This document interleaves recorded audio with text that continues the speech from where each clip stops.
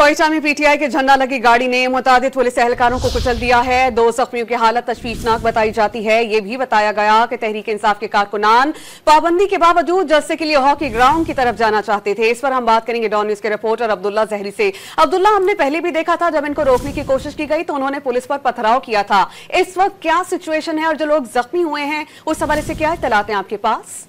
जी बिल्कुल, पीटीआई की जानिब से आखिरी ग्राउंड में जलसा मुनक्किद किया जाना था। ताम जिले इंतजामिया की जानिब से इजाजतनामा न मिलने के बाद पुलिस ने उन्हें आखिरी चौक पर ही रोक दिया। ताम पीटीआई के कारकुनान बड़ी तादाद में इमदाद चौक, आखिरी चौक और रेलवे स्टेशन की तरफ में जमा हुए। इस दौरान वक्तन फवक्तन पुलिस और पीटीआई के कारकुनान के दरमियान झड़पें जारी रही और शेलिंग का सिलसिला भी जारी रहा। इस दौरान पीटीआई की गाड़ी, झंडे लगी गाड़ी ने तेज रफ्तारी में पुलिस एहलकारों को कुचलते हुए 5 एहलकारों को जख्मी कर दिया, जिनमें एक डीएसपी भी शामिल है।